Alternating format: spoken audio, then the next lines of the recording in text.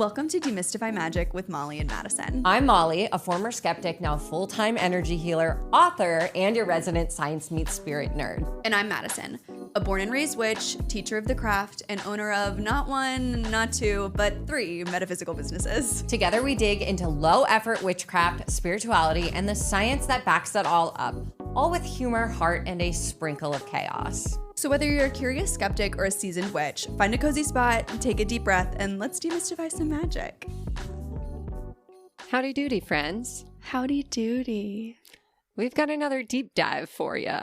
You guys really, really liked hearing us yap about Gerald Gardner, and so we are gonna continue the deep dive trend. I've had a lot of fun with it. It's mostly because I just get to sit and listen to Molly tell me something unhinged. So everyone tell Molly how much you love when she's in charge of the deep dive. I want you to know I did some tertiary sourcing last week, and then I thought I was done prepping the episode, and then at 6 a.m. I woke up and I started writing more notes, and I didn't stop until 10 a.m. So Perfect. We're here to get through it. I think you're going to be surprised. I have so many more mixed opinions about this person than I did Gerald Gardner, who I just think is a twerp. Not the twerp. Aleister Crowley. Did you know that's how he pronounces his last name? No, I thought it was Crowley. That's what everyone thinks, but no, it's Crowley like a bird. I know. I like Crowley better. Stuff. Sorry, Aleister. Yeah, so all I know about Aleister Crowley. Yeah, tell me what you know about him. All I know is that he is problematic in some way. That's kind of it. And so I just kind of was like, okay, whatever. I know that he is a huge part of Wicca and witchcraft and its foundations. Mm-hmm. And that with a modern lens, we're all kind of oh, that guy sucks. Yes. But I haven't read any of his works. A lot of people come into the shop asking for his works. And this is where having a retail space kind of gets dicey. Mm-hmm. Because it's do I, especially when someone's dead, right? Yeah. Do I carry the work that is made by a problematic person knowing that they don't make money on it? Or do I to give that well-rounded perspective? Or do I keep it out and focus on, that's a question that I've had. And we get it a lot. And mostly it's just that it's not on my list of things to do to go looking for that old dead man's books. Yeah. I don't think you need to read his books to understand his impact of magic today. I will say some high level things that we're going to talk about. His general assholery is a theme throughout all of it. Mm-hmm. He was a pioneer of sex magic. Mm-hmm. He is the reason why some witches spell magic with a CK instead of just a C. Okay. I did know that. And so I've seen people talk about renouncing that spelling because of him. I didn't know that about the sex magic. That does immediately put my spidey senses a tingling. Maybe this is misandrist, but I don't want to hear a thing that a man has to say about sex magic. He is to some the father of modern occultism. And there are some ties to Britain espionage. Ooh, okay, that I'm really interested in. That I'd like to focus on the espionage, please. Oh, trust me. I carved out a whole paragraph. Thank God. And I do have a book rec from the espionage that I think would be a good one to carry in your stores. If you're gonna pick any book that relates to Crowley, there's a good espionage one. It came out fairly recently, so he didn't write it. But also, did you know he is featured on the Beatles cover of their Sgt. Pepper's album? Maybe I did, actually. I think that might have unlocked a piece of knowledge that I did have. Did you know a member of Led Zeppelin was obsessed with Crowley and bought his mansion because the internet believes it's haunted, because the internet believes he opened a portal to hell? We have to go. Raise your hand if you're excited for this episode. We have to go to his mansion. We have to see the portal to hell. I want to go. It's in Loch Ness, too. Wait, okay. So in the GG episode, we said that we have to go to the Isle of Man for the... What if we do a whole UK tour? Because so many people have slid into our DMs and like told us other places that we should go in the UK, other witchy spots. What if we just do that? Because, oh my God, what I would not give to go to Loch Ness. I also, know. Of course it's in Loch Ness. Oh, we're going to get into it. Those were just teasers. So when I research these people, I look at, how they came to, occultism. I look at their legacies. I look at their controversy, but then I also look up the weird fun facts. And I just want you to know I've sprinkled this episode with facts that are so strange, so out there. You might think this has nothing to do with witchcraft. And some of them, you're right, but I just need to include them. I feel like, especially when we are doing these deep dives on these, like, we're giving airtime to problematic men, which is kind of off-brand for us. Yeah. So we have to bring a little bit of the whimsy and the silly back into it with the strange facts. I think that that's what really keeps us grounded in, like, who we are, Mm-hmm. Before we dive into Aleister Crowley, Madison, what was your magic moment? Okay, so my magic moment is a little bit Scotland related. Ooh. Only marginally. My magic moment is that this past week I met my new baby nephew, my friend Bridget, the friend with the Google Calendar that we all know and love. Google Calendar Bridget, yes. Yes, GCB, as she's lovingly referred to. She had a baby in November, and I got to go meet him for the first time because I was at a wholesale show in Atlanta that I go to every year, at least usually once a year, sometimes twice a year. And it was just like the best. It's always the best when I go to Atlanta. I feel like it's always my magic moment when I come home. But specifically, if I had to choose like the most magic of magic moments, it's that they got me into The Traitors. The show? The one with, isn't there someone isn't Donna Kelsey on that and Rob from Love Island? Yeah, she's on it. Yes, they're both on it this season. Weird combination of people. I'm obsessed with it because of the weird combination of people. So it's people who have been on reality shows, people who have been on game shows, and then some internet personalities, right? Donna Kelsey. Yeah. And they go and they live in a mansion in Scotland. Yeah. Okay. Which is my Scotland tie-in. My excellent segue. And they basically, do you remember the game Among Us from COVID times? Do I remember the game Among Us? Yes. It's basically in real life Among Us, where there's traitors and there's faithfuls. And I know, but it's it's very dramatic, which is what I think is fun about it. It's heavily dramatized. Okay. The traitor's job is to murder people, and they literally call it murder. They say, we killed this person. Yeah. And then the faithful's job is to figure out who the traitors are. So every day, at the end of the day, they have a round table, and they all just hash it out of I think you're a traitor. No, I think you're a traitor. No, I think you're a traitor. Oh, that makes me want to play Among Us so bad. It looks like so much fun. I would be so bad at it, but I want to go on the traitor so bad. We should play Among Us sometime. Okay, we should do it. I don't know if it works on Macs, because I remember in the COVID times, I used to have to bring my work laptop home and play it because it was only on Windows. Really? I feel like I remember playing it on my laptop. Whatever. We'll figure it out. It's been 6 years. So who knows? They've had time to... Yeah. I actually went to play Stardew Valley the other day, and I saw it on my computer, and I was like, oh, a relic of times past. We still have to do that stream with Patreon. We'll figure that out too.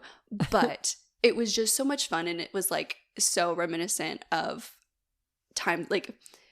The more things change, the more they stay the same. Where I remember when her first son was born, and I came to stay, and we just sat, and I would hold the baby, and we would watch Love Island. And I remember being in college together and watching stupid TV. And I remember coming to visit her when I had just graduated. And that was always a thing that we've done together, is just kind of rot. Love a friendship where you can just rot. It's the best. And so getting to do that in this new phase of life that she's in. I also changed a diaper for the first time entirely on my own. Gross. Out of a place of what I've learned about myself is that I do have the audacity of a mediocre white man, because twice, like specifically when it comes to like kids, because she has 2 kids now, so obviously like it's harder. And so I would always offer to help when it was just one, but it was usually like, oh, it's fine, I got it. Now my offers to help are like, yeah, sure. And so I would make offers. I would try to, what is the saying of like, I would try to cash a check that my ass could not pay or whatever. I don't think that's how you say it, but she would be like with her toddler, and then the baby would start crying and be like, oh, do you want me to change the diaper? And she'd be like, actually, yes. And then I'm like, oh, I have to figure out how to do this now. And so I was really like flying by the seat of my pants. I got peed on. Yeah, it was really, and so what the most fun part is too, is like having another child that will repeat the things that you say. So I go, oh my God, he's peeing on me. He's peeing on me. And then her toddler goes, he's peeing on Auntie Madison. He's peeing. He's peeing. Oh my God, he's peeing. And so it's just like, I create pure chaos. She texts me this morning. She goes, thank you so much for always offering to be like for always being helpful when you come to visit. And I was like, you know, the bar is in hell when what I did was considered help to you.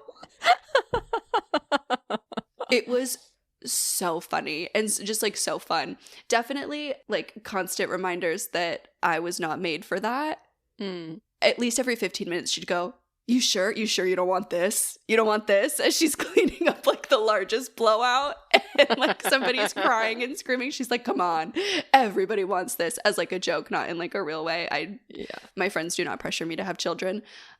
But it was so fun and so funny and so silly. And I'm just grateful for those kinds of friendships. We've been friends for 10 years this year. Wild. What was your magic moment? Mine is that I am supremely aware of my vocal fry. Did you just hear it?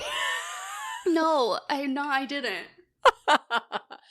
So I think I mentioned on the podcast recently, one of my bingo scores from last year was to take a singing lesson. And so I signed up for a singing lesson with this guy who does like vocal sound healing. So it's basically like sound healing using your voice, and your singing improves from like that healing work, essentially. Which is so interesting. So interesting. And I was so nervous, like to the point where I texted Madison and I was like, I'm going to this man's house. Here's the address. Oh, yeah. And I was like, okay, if I don't hear from you in 90 minutes, I'll just start calling repeatedly. But he was very nice and not weird or creepy at all. So we just... that we can ask. Yeah. But another situation in which the bar is in hell. But it was so funny how my voice clocked everything about me that I've been working on. Like literally by the end of it. So he did this like laughter vocalization based on the energy centers. So we'd laugh into the root, and then laugh into the sacral, and then laugh into the solar plexus. And like the laugh was designed to like embody the qualities of each chakra, which was very cool. And also like, the fuck am I doing at the same time? Yeah. Immediately I'm like, I don't know if I can laugh on command. Like, did he show you like TikToks? He did it with me.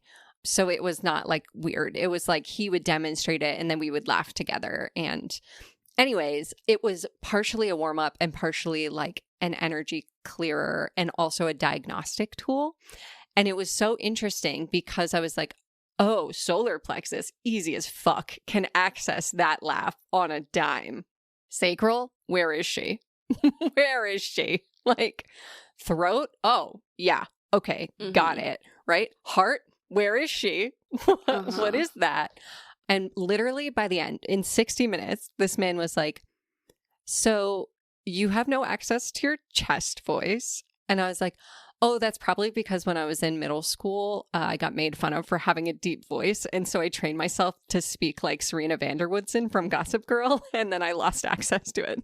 Of course, obviously. Naturally. And he's like, yeah, you have a hard time connecting with the softer, lighter aspects of your voice. And I think you may be using the volume and depth of your voice as a protective measure. He got your ass. I know. I was like, oh. Got your ass. And then he pointed out my vocal fry. And now it's all I can hear. So I'm mentioning it here because I have a podcast.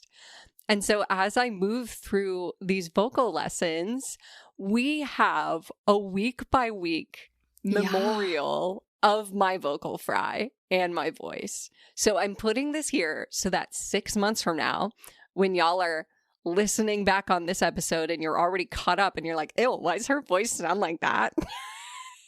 Y'all can tell me how much growth I've had. Wait, do I have vocal fry? See, my truth is I don't know how to recognize it in other people. I can only hear it in myself. My truth is I don't really know what vocal fry is. I know that it's like connected to a Valley girl accent. Something to do with a constriction of the muscle around the vocal cords. So it's like literally suffocating it. So it like fries out, kind of, is how I understand it. I'm sure there's a more technical definition. But he was like, when you lead meditations, do you have the vocal fry? And I was like, absolutely not. No way. And then he was like, well, can you just like guide me right now and I can hear it? And I was like, okay.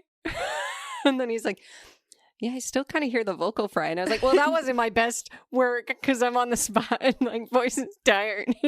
And he was like, I was like, I don't think I have a vocal fry. And he's like, I hear it often in you. Like, not you trying to fight him about the vocal fry. So anyways, I'm going to be sending him some of my meditations because I was like, I can't do it on the spot, man. That's so funny. I'm having lots of fun being clocked. But the day before, this is really where the magic moment is. The day before I saw my energy healer that I've seen every other week for the past 8 years, she was doing something. And then at the end, she was like, I think you're going to start channeling something through your voice. And I was like, funny you say that. Because that's fun. Going to a vocal lesson tomorrow. So we'll see. I don't know where it's going to go, but stay tuned on the updates on my vocal fry.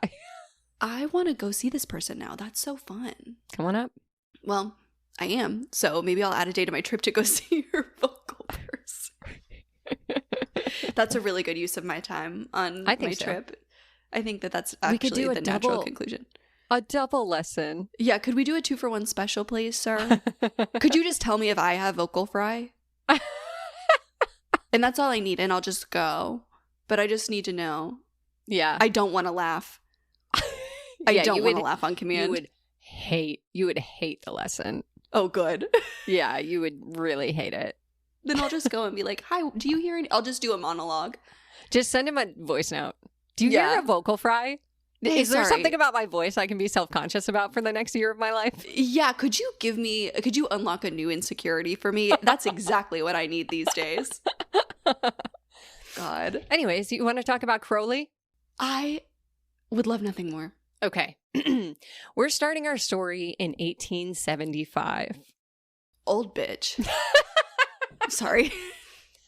He was born at... Can I just say, I keep thinking about in the Gigi episode when you told me to stop my commentary, and it's made me double down. And so now I'm like, what can I insert at any moment? I'm like just saying whatever comes to my mind. I love that. I love that I've unlocked that in you. Is it you unlocking it if it's out of spite? I think so. Okay, we'll give it to you. Continue. I'm taking 1875. 1875, he is born Edward Alexander Crowley. Did you know that? Yeah, that was his name? No. Are you going to ask me if I knew that after everything you told me? He was born in England to a extremely wealthy family who was in a fundamentalist Plymouth Brethren Christian sect. Okay. I don't know what that means, but I believe you. Super Christian, super like just by the book, religious, super wealthy family. Ironically, okay, you may have heard, here's our first fun fact. You may have heard Crowley's self-appointed nickname, the Beast 666. No. Well, that's what he called himself at some era of his time. I hate that. It's like calling yourself Big Dog or something. Like, the Beast. I don't like it. What we'll learn is that he really leaned into negative press about himself, embellished to the point where he was like, I think, in my opinion, just based on what I've read, like satirizing himself, but the like traditional media really took him seriously and was like, no, this guy worships the devil, which we'll get into. Okay. But He was known, one of his nicknames, the Beast 666. That's like what he called himself, what he was called in the media. This originated as a family joke because his mother was a devout Christian. And when she was exacerbated by his bad behavior and rebellion, she would call him a beast, referring to the beast of Revelation in the Bible. Also, can I just add that sounds like an AOL name, like, or your MySpace name. The Beast _666. Right? Like, giving yourself a nickname that includes numbers and is ahead of its time. Yeah, truly. He was really into numbers, though. He was really into numerology. And so it tracks with everything about him. Okay. Anyways, I'm getting ahead of myself. 1887, so when he was 12 years old, his father died. He was 11, actually, I guess, because he was born in October. This was a turning point for him. He starts to rebel against his strict Christian upbringing, and he also inherits a substantial fortune from his father. Like, he does not need to work, period. Okay. So we have wealthy white man. Mm-hmm. What could go wrong? What could go wrong? Wealthy white man who calls himself the Beast 666. Well, he doesn't call him that yet. That's down the road. We'll get there. 1895, he enrolls at Trinity College, the University of Cambridge, and he adopts the name Aleister. And he also begins flouting Victorian morals, which is just a fancy way of saying he frequented prostitutes. He was openly bisexual, really into drugs. All those things that would send a Victorian child into just shock and awe. Mm-hmm. Can I ask, do you know why he started to call himself Aleister? I think that's so, I don't want to say that's so cringe because, lots of people give themselves new names. Yeah, I think it was in the denouncing of Christianity. Okay. I didn't read too deep into it. I read a little bit about, how he chose Aleister, which was, a combination of, Alexander and whatever. But I think it was part of his coming into his own and really taking charge of his identity. That's kind of what I read in between the lines. Okay. Wealthy white man who has to give himself new identity to shed all of his privilege that comes with, Yeah. He has to appear dark and mysterious and not like the other boys. Are you ready for our next fun fact? Mm-hmm. At Cambridge, he was president of the university's chess club, and he was considering becoming a professional chess master and claimed to be undefeated. Now, as he got into the occult practices, he left that dream behind, but he continued to use chess analogies in his magical theories. Like, for example, comparing the progression of a pawn across the board to the soul's journey. I thought that was very interesting. That is interesting.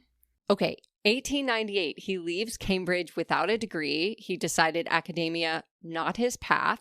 And that same year, he is initiated into the Hermetic Order of the Golden Dawn, which was an influential occult society, marks his initial entry or his formal entry into ceremonial magical training.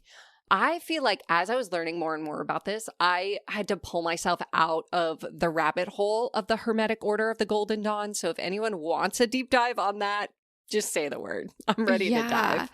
I do. My first thought is we just don't have a cults like we used to, I know.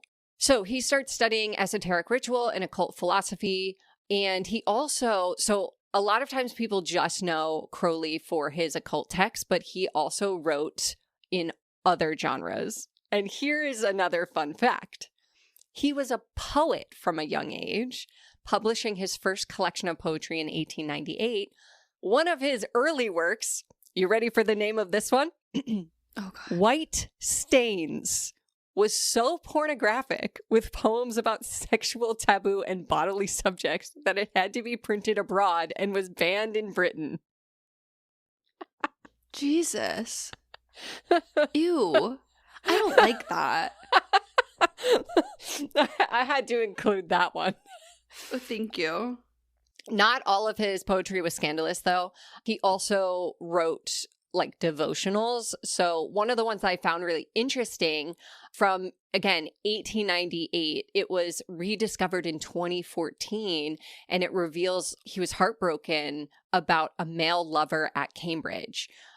which was really interesting because 1898, homosexuality generally not considered to be okay, like was considered an egregious act at the time. And he was openly bisexual and openly polyamorous, especially in his ritual work, which I just thought was really interesting in contrast to Gerald Gardner, who was openly anti-LGBTQIA and even said that like gay people can't be witches and gay people can't practice magic. And so I just thought that was interesting where, again, in our Gardner episode, we talked about how Gardner originally like scraped some of Crowley's early works to form Wicca, but he seemed to leave out the parts that didn't appeal to his moral value. Yeah. Streetwashed it. Yeah, exactly. This is also the same year that he buys the Boleskine House or Boleskine House on the shore of Loch Ness in Scotland. He does this in 1899 to do long, intense ritual work that required isolation. And the internet has taken that to believe that Crowley opened a portal and summoned demons at Loch Ness. It's like some sort of opening into the upside down, which there is no evidence to speak of that. But it definitely like he curated this like spooky mystique on purpose for this space. And my favorite part is that Jimmy Page from Led Zeppelin bought the same house because he was obsessed with Crowley, which we will talk more about later. Interesting. Yeah. Okay, here's where the history takes an interesting turn. I'm just going to rapid fire some weird shit that happened with this man, okay? Okay. 1900, the Battle of Blythe Road happens. Sometimes people talk about this as a magical duel. When I was reading about this, what I pictured in my brain was Harry Potter and Voldemort like going at each other with magical wands and like pushing their power back and forth, because that's exactly what this sounds like. But it was a real life occult group fight inside the Hermetic Order of the Golden Dawn. So basically, Crowley tried to force his way into the London temple space at 36 Blythe Road. Crowley claimed that he'd been initiated into the Golden Dawn's inner order in Paris, but the London members didn't accept it and didn't want him in the HQ. He showed up anyway, tried to assert his authority, and access the order's materials and space. Now, here's where it gets really funny. So some people describe this fight as W.B. Yeats kicking Crowley down the stairs. Yeats yeeted Crowley down the stairs. Oh my God. We're not sure if that actually happened, but we do know that Crowley was physically blocked and escorted out, and it escalated into legal action over the control of the space, and the judge ultimately decided with the London peeps because they paid the rent, which left Crowley isolated from the group. Again, known for his assholery from an early age. Yeah. 1901 to 1902, he was a very early yoga enthusiast and a student of Eastern religions at the time, which was super rare in the West. He actually traveled through India, Sri Lanka, and Burma, and he studied yoga and meditation under Hindu and Buddhist teachers. Crowley's writing on yoga, such as his book 8 Lectures on Yoga, which came out in 1939, was among the first accessible texts on the subject for Western readers. He demonstrated difficult asanas or postures and stressed the value of controlled breathing, concentration, and mantra long before yoga became mainstream in the West. And as soon as I heard that, I was like, did he appropriate it though? Mm-hmm. And as it turns out, if we look at his work by today's standard, like, yes, like he did some appropriation, but at the time he was openly giving credit to the people he was learning from. He referenced Patanjali and the Yoga Sutras, and while he did synthesize some practices into his own work, he did often give credit where credit was due, unlike our buddy Gigi. That's so interesting. So interesting. Here's where it gets even wilder, okay? We're really like ramping up. Like his timeline just keeps getting weirder and weirder. Yeah, because so he's like what, 27 at this time? Yeah. We haven't even started. Okay. 1904 is the birth of Thelema, which is his philosophy, religion, spiritual system, whatever you want to call it. So how it happens is Crowley and his wife Rose are honeymooning, and he he was really into the occult, but his wife really wasn't that into it. But she agreed to basically do a ritual with him, and she entered a trance-like state, telling him they're waiting for you and other odd things like that. At first, Crowley thinks she's messing around until she keeps insisting and even identifies what's coming through her as Horus.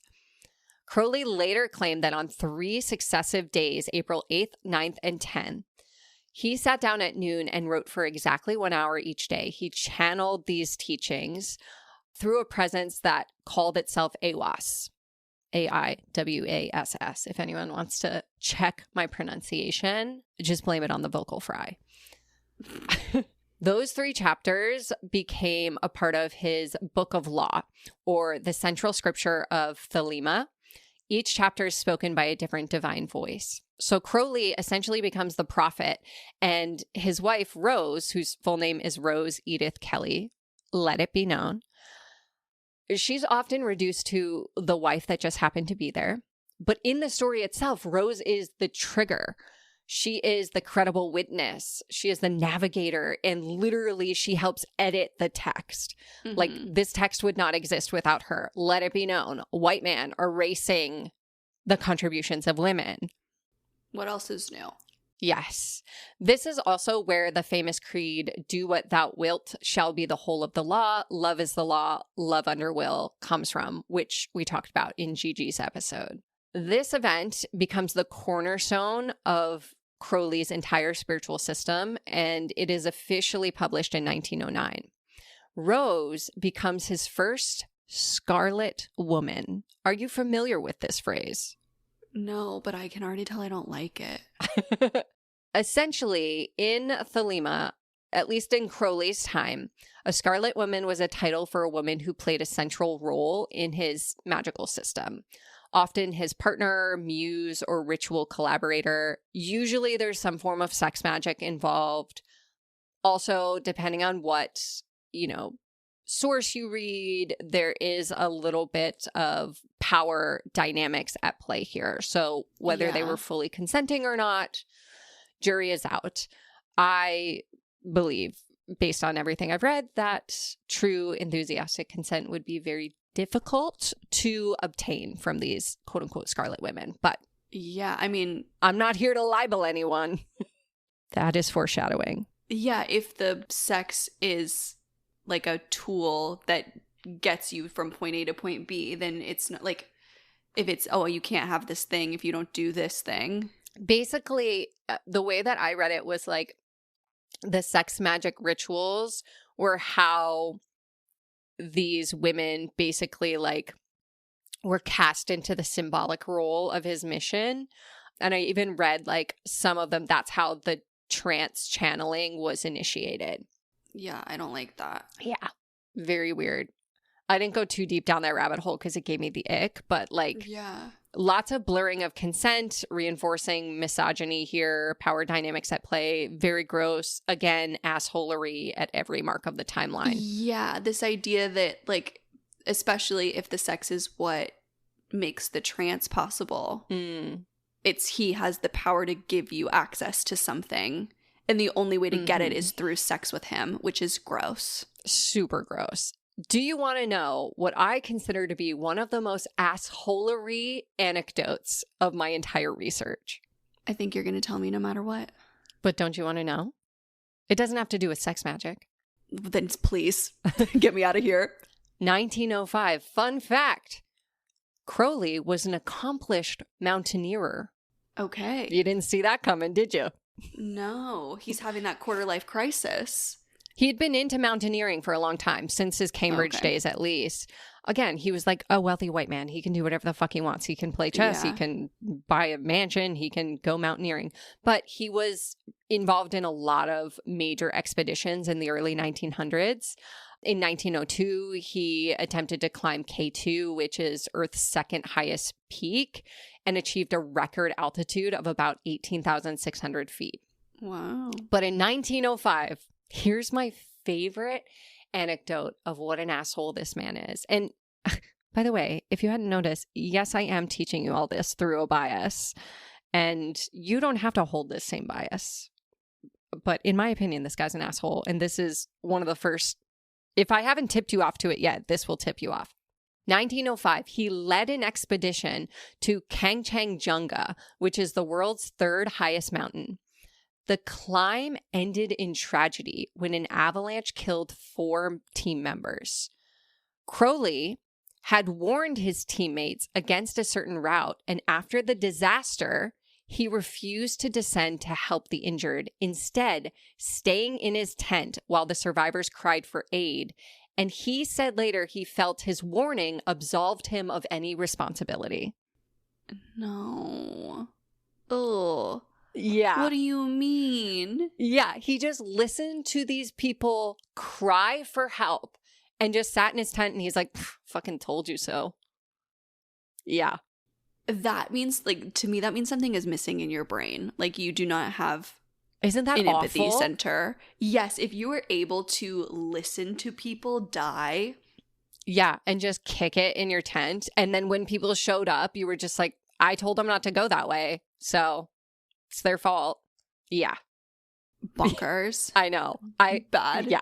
I know that one anecdote has nothing to do with occultism, but like I was so appalled by it that I had to include it, especially since he literally, it's a year after he discovers his like spiritual system. So he's like deep in like this spiritual path, which we will talk all about later, and still decides to make that choice. Yeah. Fucked up. Fucked up. Ew. Yeah. Yeah. So if all in favor of claiming the assholery for this guy, say aye. Yeah. That's like, I don't know. Super fucked. I think that kind of context is important. Like, yes.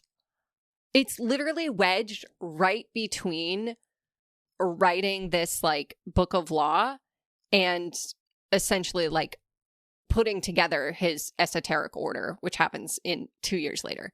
Yeah, quite literally do what thou will. And not in a good way. Yeah.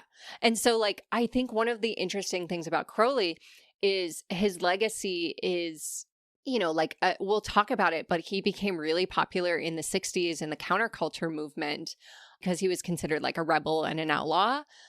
But a lot of these pieces where he's like genuinely a fuck ass were erased. And so it's like, yes, he was rebellious, but he was also a psychopath. Yeah. 2 things can be true. 2 things can be true. And like, not all rebellion is good rebellion.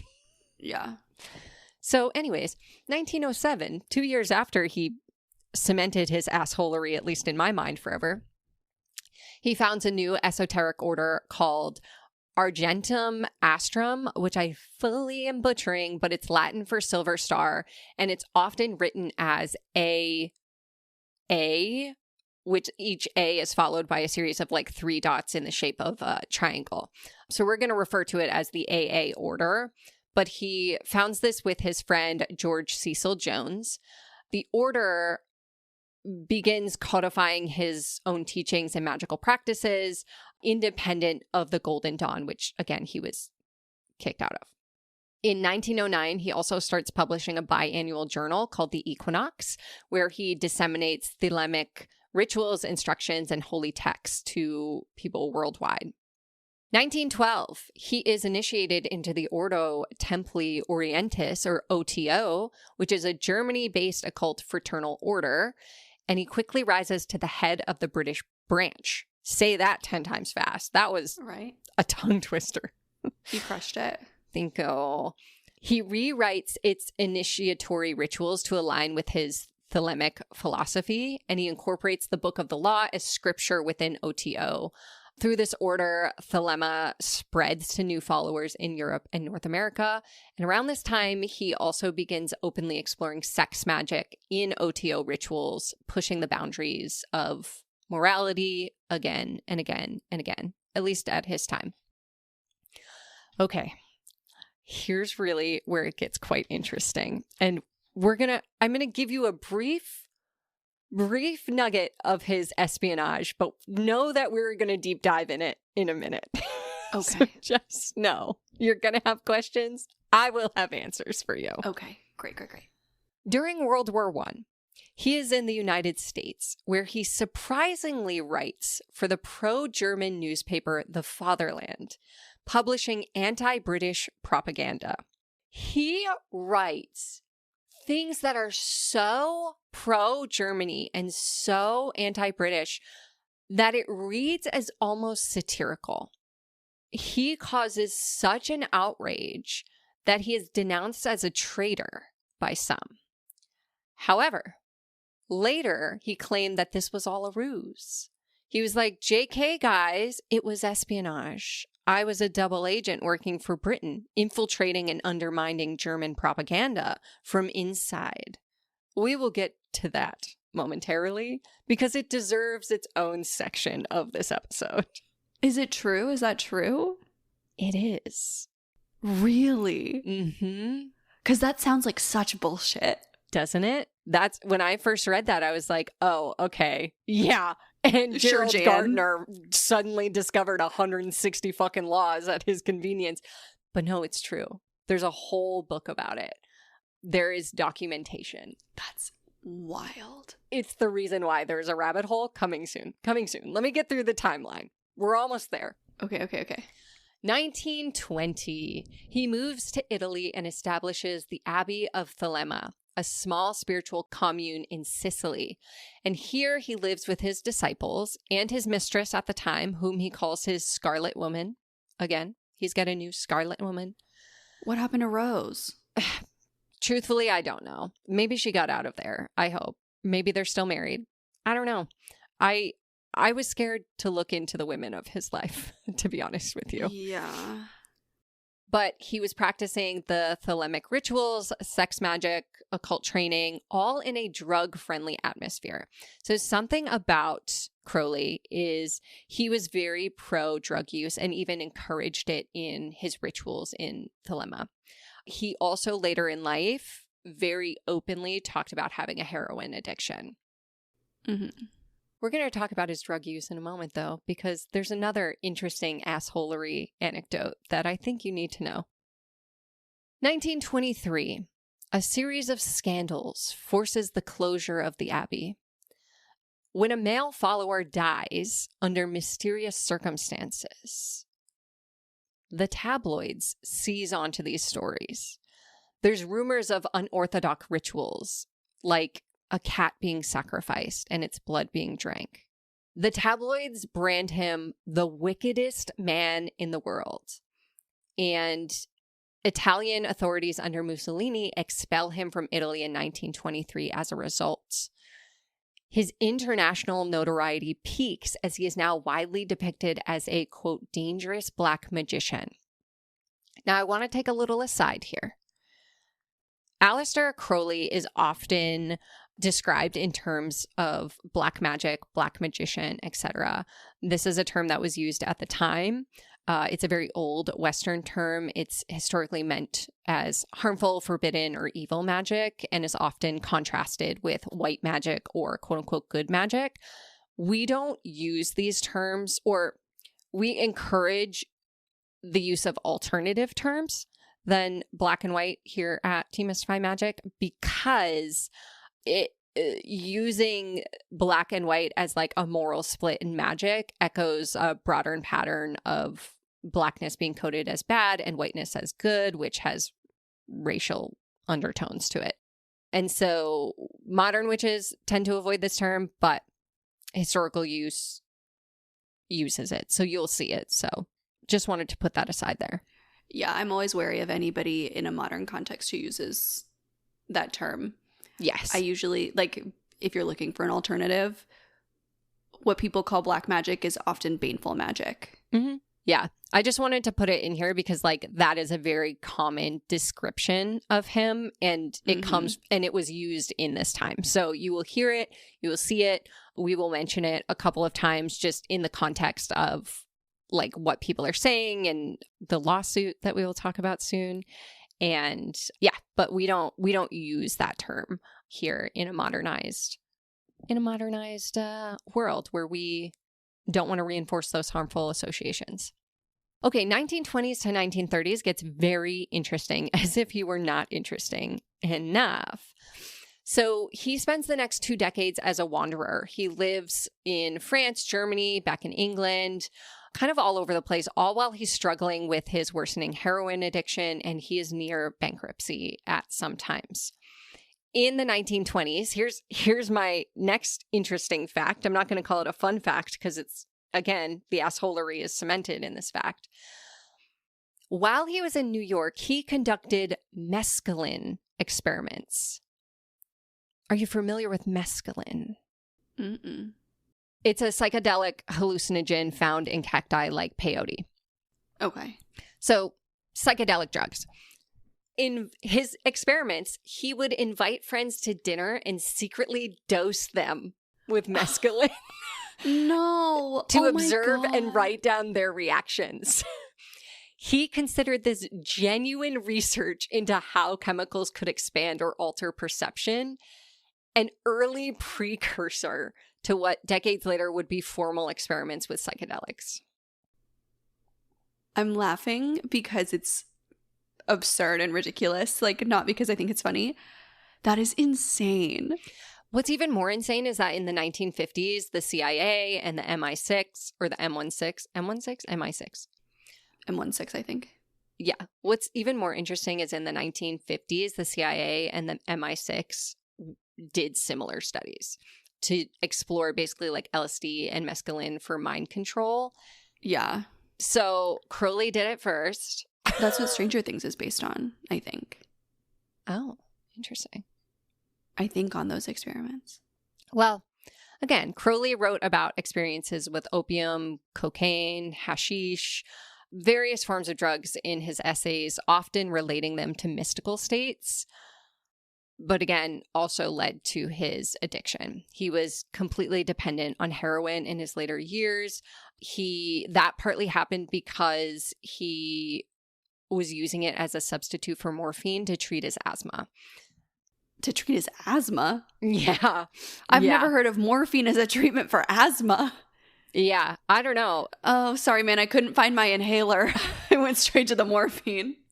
I mean, just imagine if he was prescribed nudism like Gerald Gardner to treat his asthma instead. Right? Like, where would we be now? Where would we be today? That's wild. I mean, so wild. I guess they didn't have inhalers. Yeah. He wrote a novel about his drug experiences in 1922. It's called Diary of a Drug Fiend. I have not read it, but if anyone has, let us know how it is. 1930. Here's a moment that almost slipped through the cracks.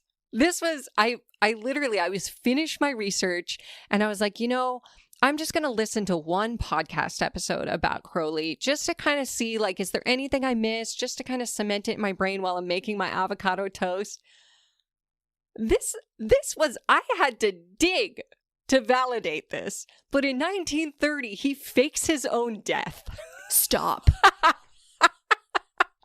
Why? That's even better. Allegedly. So he staged a fake suicide at Boca do Inferno, or the Mouth of Hell, near Portugal, with the help of a Portuguese poet, Fernando Pessoa. Allegedly, he did this to escape his girlfriend at the time, who he was tired of.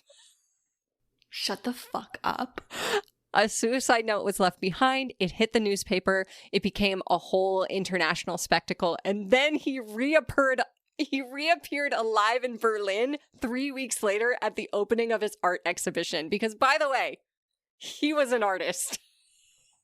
And not a good one, from what I've read. How does that really get you away from your... Like, if I was the girlfriend that you had grown tired of, I would be, like... extra wanting to get in fucking contact with you. I'm looking up his art. Yeah. Oh, well, no, don't. You're going to spoil it. What do you mean? You're going to spoil it. You can look it up in a second. Okay. I just had to include that one because, again, it almost slipped through the cracks. And I just found it so wild. But again, assholery. He was like, instead of breaking up with this girl, what if I just faked my own death? Yeah. Why don't I just traumatize her?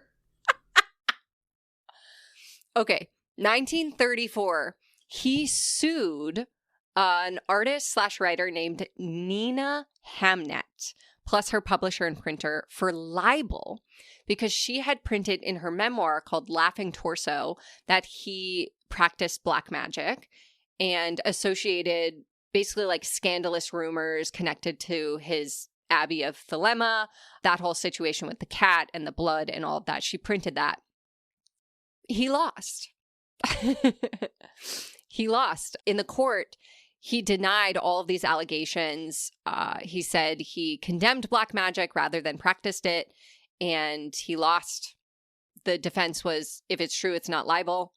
And he basically went bankrupt and completely soiled his reputation. He lost all that money? Here's a fun fact about Crowley. Did you know he had only like a handful of disciples in the time that he was alive? Really? The majority of his influence came after the 1960s, well past his death. Yeah. You know, that kind of tracks. Like, that makes sense to me. Yep. So yeah, this was a huge stain on his reputation, his already abysmal reputation, lost all of his money, deep in his addiction, really a low point for the man. In 1944, he produces one of his last major works. It's the Book of Thoth. And the reason I didn't want you to look up his artwork is because I was scared that this would come up.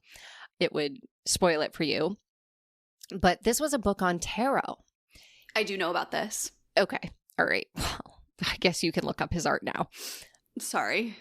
But Crowley interprets a new tarot deck that he designed with the artist Lady Frida Harris, which synthesizes his esoteric knowledge of Egyptian symbolism, the Kabbalah, and astrology into tarot's imagery.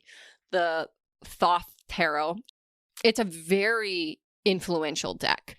It basically packs Crowley's whole system into a 78-card framework.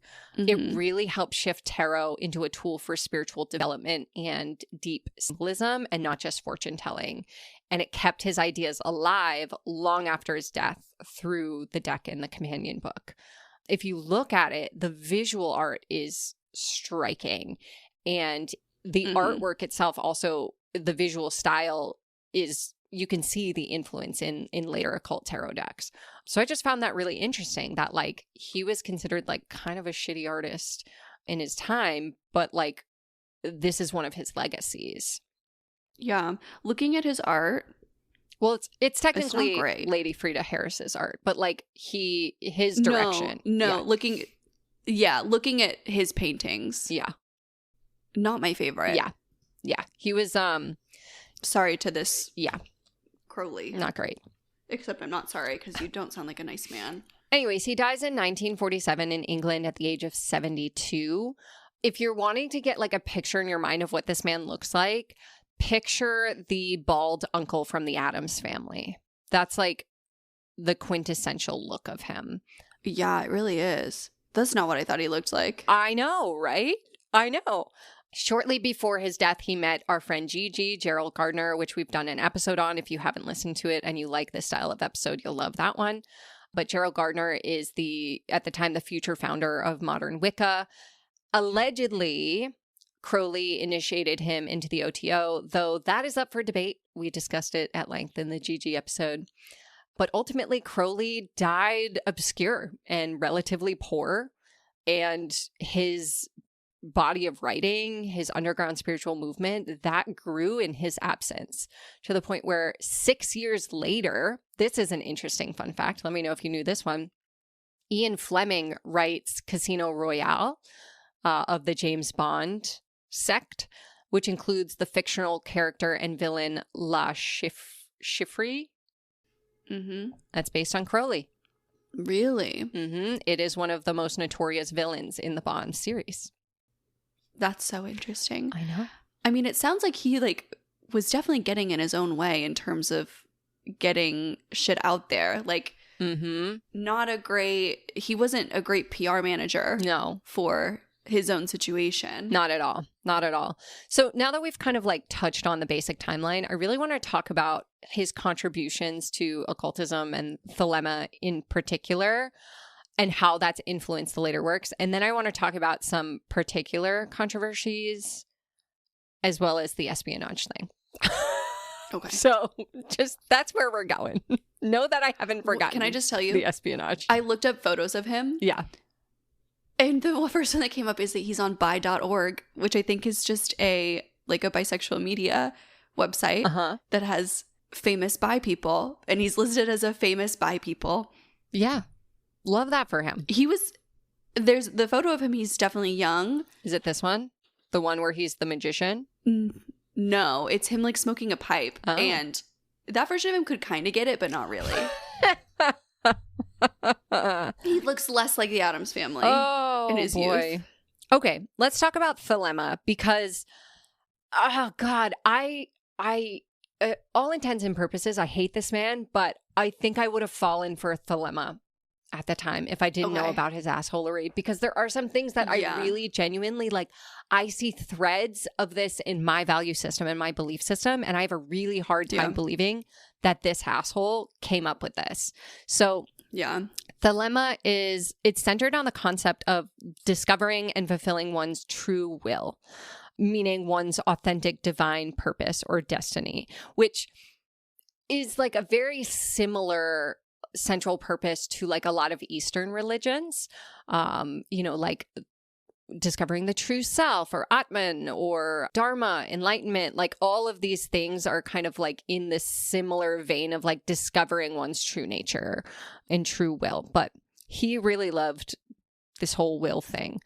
He believed that true freedom and enlightenment comes from aligning with this true will rather than obeying external authorities or dogmas. And I wrote underneath that in my notes, kind of dig it, not gonna lie. Kind of dig it. Because that's what we always say. Like, don't believe in the dogma. Yeah. Like, align with what works for you. Like, do what works for you. Listen to your intuition. Like, all of that is like what he's saying here. Yeah, I think that this is the truth if you go back in time. I mean, like, if you're able to look at anybody through a complete accurate lens, especially wealthy white men who were born in 1875. Yeah. I think you would be hard pressed to find anyone who didn't participate in assholery. And not to say that everybody was like leaving their friends for dead. But like, it is a really uncomfortable truth for me that like horrible people can have really good ideas. I know. And like, I know. You know? I know. There's a common misunderstanding about his like famous phrase, do what thou wilt. A lot of people believe it means do whatever you want.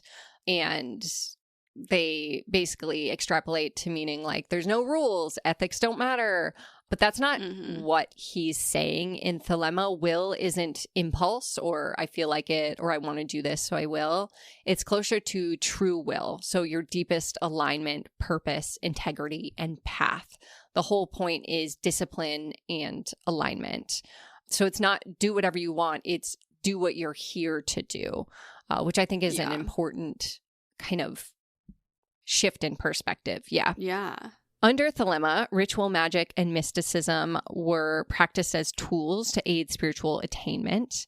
Notably, Crowley reinforced the archaic spelling of magic with a K to distinguish the occult variety from stage magic. What I find so interesting about this is something that comes up often. I think it's like a very polarizing discussion in the witch community. Should we spell magic with a K? Should we not? Originally, he's basically saying like magic with a C is David Copperfield, David Blaine type shit. Magic with a K is occult, ritual, spiritual magic. But the interesting thing about Crowley, I never hear anyone talk about, is often he would combine the two in public rituals. So he would do ritual magic and stage magic publicly. And so he wasn't even distinguishing them, which was so funny to me. And so Crowley, he liked the K because it made the word feel old and ceremonial, much like, adding ye old shop like we talked about in Gigi's episode. It helped create a technical vocabulary for his system, and it signaled a specific lineage. So Western ceremonial magic / Thelema-inspired occultism. Some people like the spelling of magic with a K. They think it gives clarity, right? Like I'm doing spiritual ritual work, not sawing a woman in half in a box. Some people believe it's out of respect for the occult lineage, right? Like a lot of those ceremonial magic traditions, the Golden Dawn, descended groups, etc., use it as a way to like specialize the term. And some people think magic with a K can signal like this is an intentional practice, not just aesthetics or witchy content. But then there's the side of, you know, mostly witches on the internet we're talking about, is the anti-K. They feel it seems like gatekeeping, like it's a status symbol, you know, oh, you don't use the K, you're not a real practitioner, which I have definitely seen online. Really? Yeah. I have not. I've only seen people like talk about it as a negative thing of like educating people of like, hey, this is made by this guy who did some not so great stuff. I've had people comment like, I'll never believe a witch that doesn't spell magic the right way or something like shit like that, really, which is like, good. Yeah. I don't want you to believe me. Like go mountaineering. We'll talk later. A lot of reasons why people are anti-K is because it overcenters Crowley. A lot of modern witchcraft is not Thelema based, not ceremonial magic based, not Crowley adjacent. So why would we inherit his baggage? It's also not universal, right? Folk magic, traditional witchcraft, paganism, devotional practice, ancestor work, etc. Many of these spaces just say magic and don't need the distinction of like the K.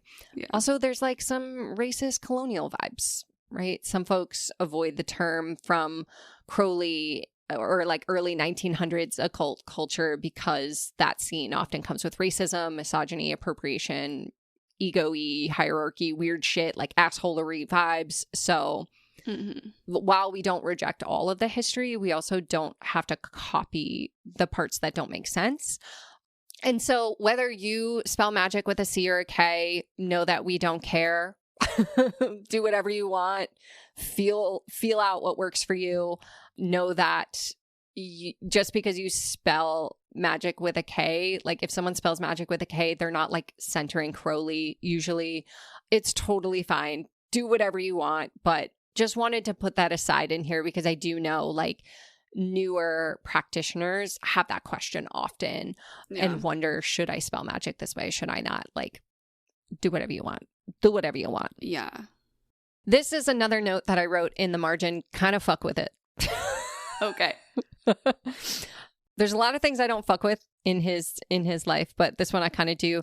He was all about redefining magic as a path of self-transformation, which it was not at the time, and is very much a part of our practice today in modern witchcraft.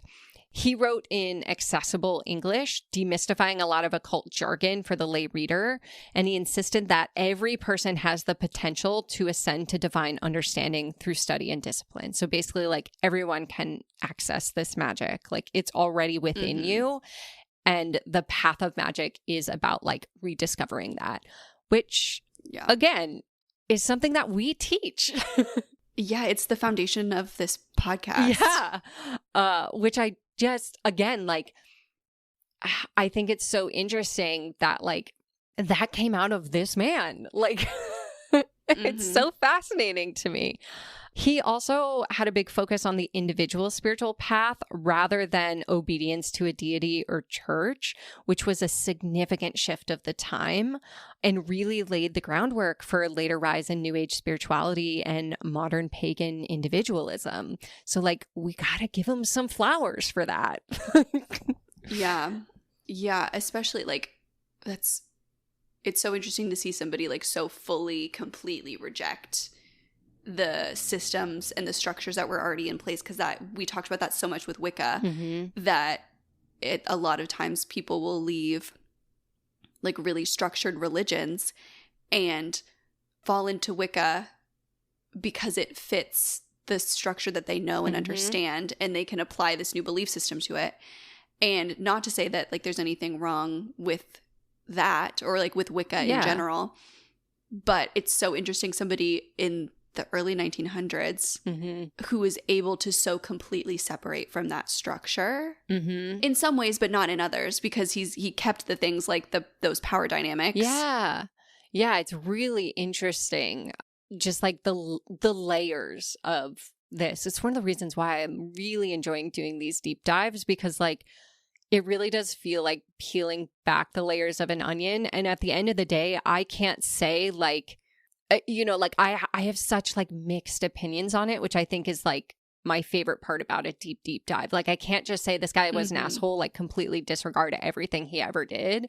But I also can't say like he did good. You know what I mean? Like, I don't know.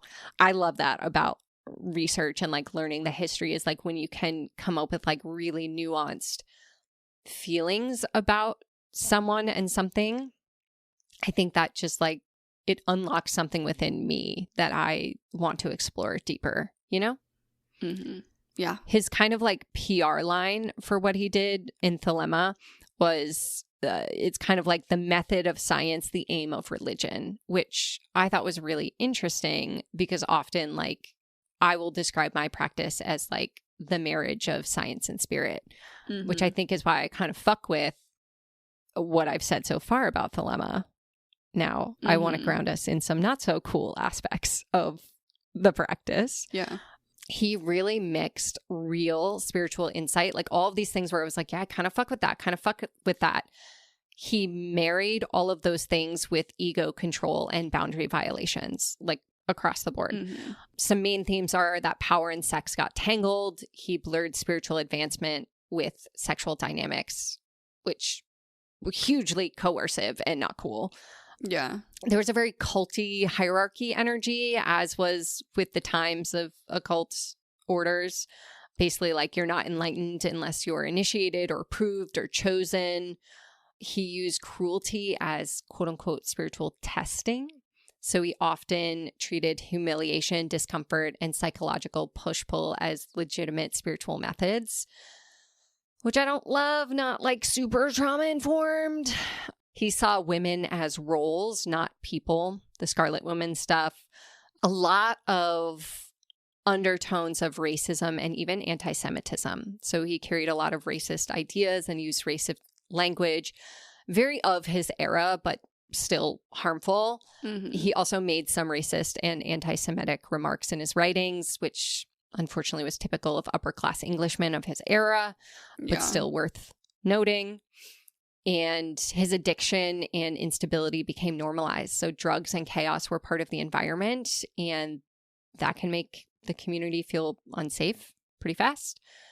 He was also self-aggrandizing and really into curating his legend, aka calling himself the Beast 666, indulging in scandals, made it really hard to separate truth from branding, and he liked it that way. So essentially, one of the sort of not so cool parts of his legacy is that he was really an impetus to the satanic panic in the 80s, which I want to do a whole episode on so bad. Oh, me too. But the satanic panic was huge in the 80s and 90s. And a lot of, you know, the idea that like witchcraft is demonic and satanic, he was cited as like source for that. And it was because, you know, he had that situation in Italy, and then instead of completely rebuking it, he leaned into the legacy, and he was like, well, I'm the Beast 666, Satan. Like, he did not worship Satan, and he did not work with demons from what I could see, but the public believed that, and so he let them believe that. And that unfortunately led to a lot of like vitriol that witchcraft still receives today, particularly in religious sects. Yeah, people still come in and ask me if we worship the devil. Yep, you can thank Crowley for that. And I say, yeah, you know any virgins? No, I don't. I don't do that. But that's what I want to do. Yeah. But he did have a ton of influence on later movements. We talked about his influence on Gerald Gardner and Wicca. But like the structure of many Wiccan ceremonies, like casting circles, invoking the elements, and certain phrases like "so mote it be," come from Crowley's influence. Really? Mm-hmm. So we still see a lot of that today, which was interesting. He really became the bridge between the Victorian ceremonial magic tradition and the new mid-20th century pagan revival. He sort of like passed the torch to Wicca after his death, which, you know, again, we talked about how that impacts modern witchcraft today. His Thelema still exists today. It actually is more popular than it was when he was alive, which was interesting. The chaos magic movement of the 1970s and 80s often cites Crowley as a major inspiration, along with Austin Osman Spare. And he had a huge influence on culture and the arts. His persona and teachings are noted as influence on artists, musicians, writers, you name it. Like, he's probably more popular in the media and by artists and people consuming art than he is in witchcraft. Like, like I said, he's on the cover of the Sgt. Pepper's Lonely Hearts Band album. Yeah. He's in the back right corner, I think, like second from the right or something like that. He's a character on Supernatural. Yeah. He's a character in a lot of different things. Let's talk about his controversies. Okay. A couple of controversies he had outside of the ones we've already talked about. Yeah, I feel like we've like really dived deep into that. I guess I shouldn't be surprised that there's more. This one's titled Sex, Drugs, and Decadence. Oh, good. But basically, he was considered a degenerate because he flouted the social and sexual norms of the time. Again, openly bisexual, which love that for him. I think that's really cool. They didn't think that was cool at the time. And yeah, go off, diva. Yeah, he practiced what would today be considered BDSM and polyamory in ritual context, which was scandalous behavior in the era. He also... But leaving your friends for dead on a mountain, you can come back from that one. He advocated for drug use as a part of spiritual exploration, which we talked about. And he earned a condemnation as a depraved Satanist and degenerate by the public. And he leaned into that. The fact that he often cultivated an air of menace, referring to himself as the beast, signing letters B666, and sometimes wearing occult robes in public, which fed into the paranoia and criticism of the time. He was known for many feuds, many feuds. He had more feuds than Blake Lively in 2024. Thank you for laughing at that. I left you the pause there so that you could. It took me a second because I kind of forgot who that person is. Yeah, he feuded with W.B. Yeats, which we talked about. Poet Victor Newberg was once his closest disciple, distanced himself after being pushed into intense and humiliating rituals. The author Somerset Maugham, which I'm totally pronouncing wrong, satirized Crowley as a villain in The Magician, portraying him as a dangerous charlatan. Many former followers, like Betty May, painted him as outright evil. He basically had this portrait of just being a monster, a liar, a sadist, an egomaniac. And I can't disagree with him. Honestly, the avalanche thing. Again, I go back to that. Why are we not citing that? Like, that's all I need to know. That's all I needed to know about this man. Right? There's also been criticism about his work and legacy. Again, during his lifetime, his following was quite small, only a handful of devoted students at any given time.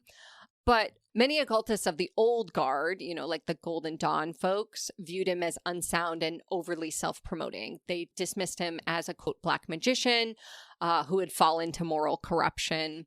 Others thought he was just a charlatan exploiting occult ideas for personal fame and sexual gratification. Again, probably a little bit of both. Probably a little bit of both there. The espionage. Finally. I've been sitting here so long being polite. I had to keep you on the hook. Otherwise, I couldn't get into all the other meat and potatoes. Okay, tell me about the espionage. Please give me my little treat.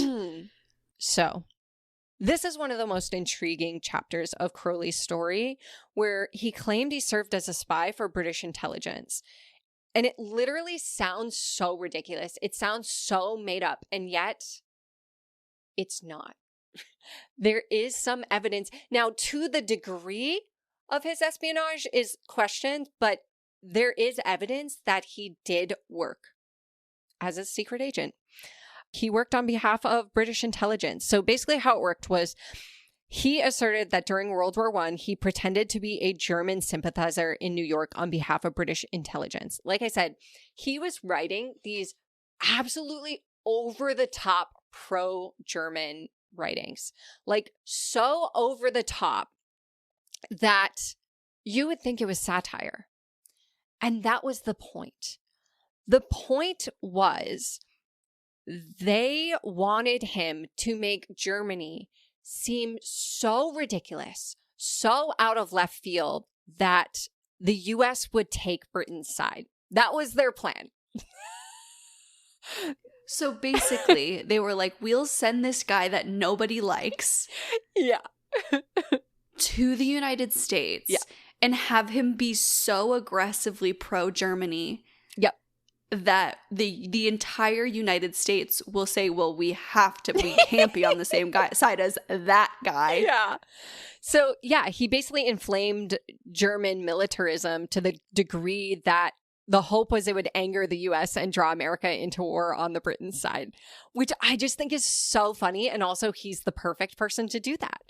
Yeah, that's wild. Yeah, there's a great book that I literally did not get a chance to read, but I read like pieces that were based off of this book, and I want to read this book. It's called Secret Agent 666. This is the book that I said, like, if you're going to put a book about this guy in your store, like, this could be an interesting one. I need to read it. It was written by Richard Spence, and it basically uncovered Crowley's involvement in various intelligence schemes between the wars. He had friendships or associations with several figures in the British Secret Service military, including Everard Felding. He was an ex-intelligence officer interested in that research. He also knew Maxwell Knight, who is an MI5 agent and occult dabbler, and even Ian Fleming, who would later create James Bond. According to Spence, Crowley also spied on or for British intelligence in the 1920s and 30s in several contexts. So here's some rapid fire, allegedly.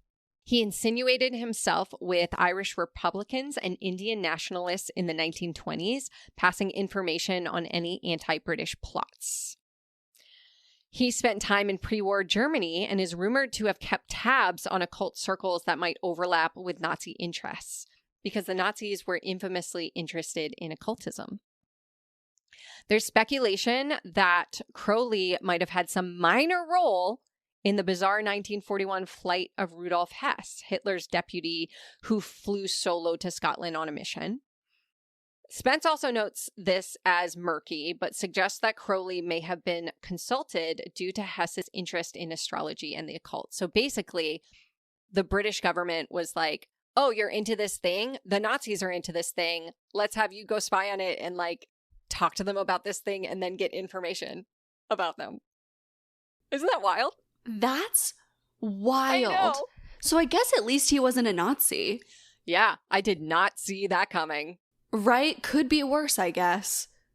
During World War II, Crowley was in contact with intelligence personnel in London. For instance, he knew Ian Fleming and reportedly provided some occult advice for schemes to spook the Nazis, such as an unused plan to drop occult propaganda on Germany to prey on Nazi fascination with the supernatural.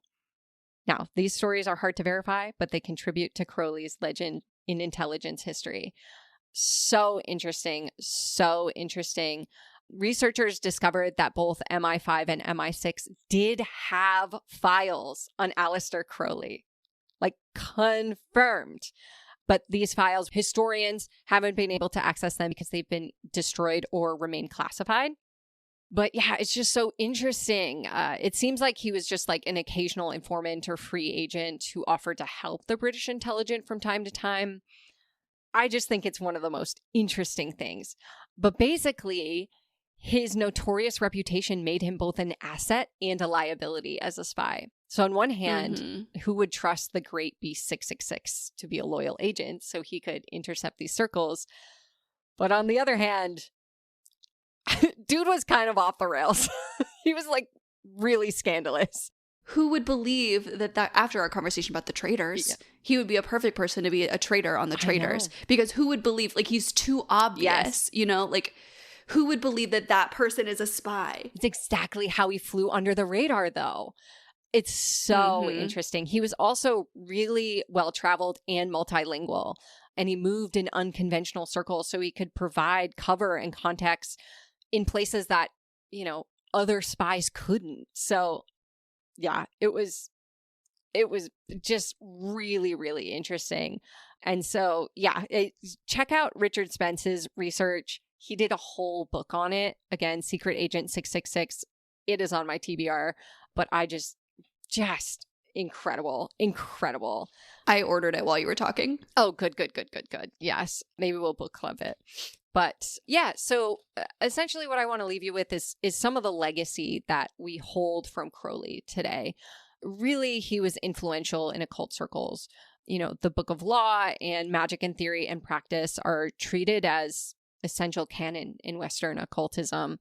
Concepts Crowley popularized, like the true will and magical correspondences and the melding of yoga with magic, are now standard ideas in many magical paths today. He became especially influential in the 1960s counterculture and beyond, which I found to be really, really interesting. So his focus on do what thou wilt resonated with this age of liberation. Again, he's on the Beatles album. I've mentioned it 100 times. That introduced his name to millions of people. Rock musicians in particular became fascinated by Crowley. Led Zeppelin's guitarist, Jimmy Page, again, bought his mansion in the 70s. He also collected Crowley memorabilia. Ozzy Osbourne recorded the heavy metal anthem Mr. Crowley in 1980, directly referencing him and marveling what went on in your head.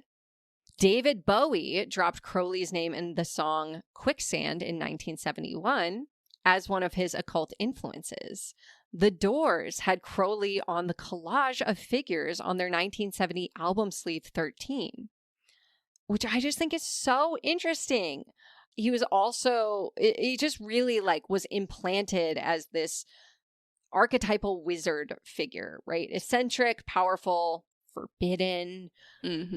Again, his notorious reputation was one of the, you know, it was treated as truth in the Satanic Panic. It was basically like, if you're not familiar with Satanic Panic, again, let us know. We'll do a whole episode on it. But it's one of my Roman empires. And it was essentially like a modern day witch hunt that was not based in any truth whatsoever, and really destroyed the lives of many, many people. It led to the most expensive trial in U.S. history of a daycare center that ended up being completely overturned because there was zero evidence. It led to the creation of forensic interviewing of children, which is very, very important. I used to work at children's advocacy centers, and it was so important to interview children of allegations of abuse through a neutral third party that is trained in non-leading questions that can then hold up to scrutiny in court. And just so many things came out of the Satanic Panic. But basically the media pointed to Crowley and said, like, yeah, this guy is witchcraft and this guy is a demon. He called himself the Beast 666. So therefore, witches and occultists practice demon worship. It led to the imprisonment of 3 completely innocent teenage boys in the West Memphis 3 trial. Damien Eccles, who I must have talked about this on the podcast before, but I carry his books. He used witchcraft to survive solitary confinement. Yep. So many things. Again, I want to do a Satanic Panic episode so bad. But I'm just so deep in the rabbit hole. Something that I found really interesting in my research is that in 2002, the British public voted him onto the list of 100 greatest Britons in a BBC poll. He ranked 73rd, placing him above many prime ministers and artists in British history. That's wild. Yeah, and so that's Crowley in a very long nutshell. Any questions?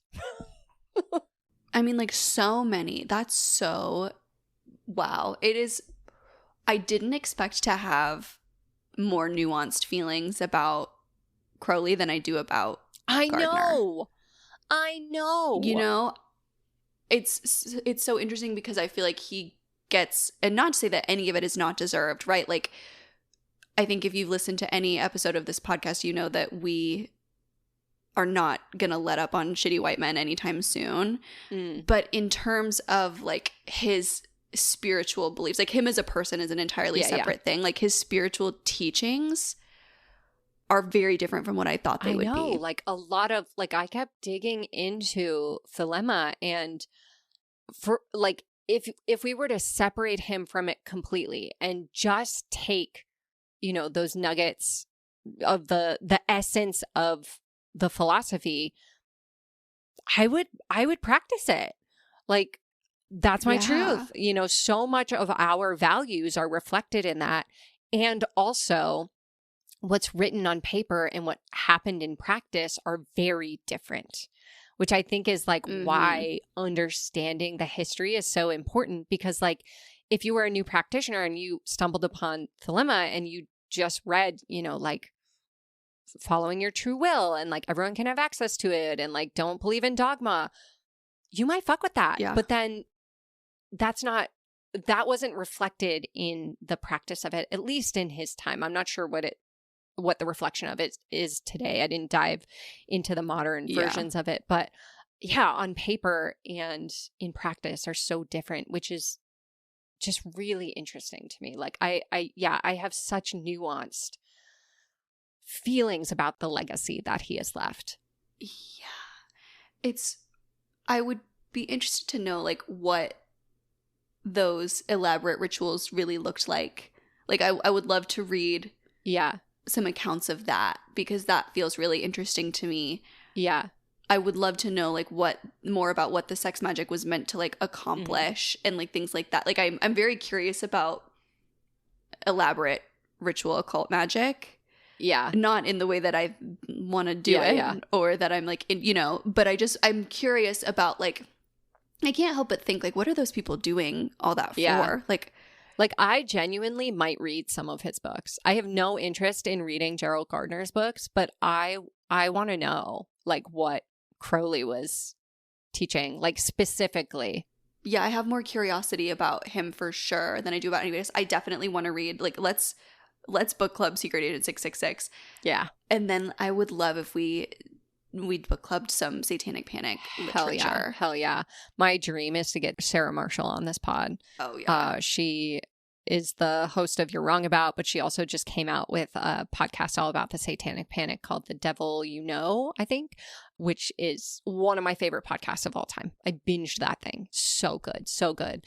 And people don't talk about it enough. She's like really well researched on the Satanic Panic. Anyways, Sarah, if you're listening, I sent you an email. Please respond. But yeah, did we do it? I think we did. I'm scared to see how long this episode is. Me too. Let us know what else you want us to deep dive. This is so fun. So fun. All right, we'll see you guys next week. Love you. Bye. Thanks for listening to Demystify Magic with Molly and Madison. All our links, from spells to ceremonies to ways to support us, are waiting in the show notes. We'd love to hear your magic moment of the week. Share it in a review, tag us on socials, or bring it to our Patreon clubhouse at demystifymagic.com. And remember, you are the magic. Okay, love you. Bye.